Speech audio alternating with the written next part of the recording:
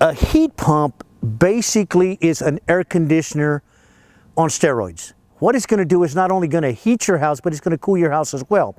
There is a piece of equipment inside a part in there that's called a reversing valve that all it does, it works on pressures to allow you for the refrigerant to flow one way or another.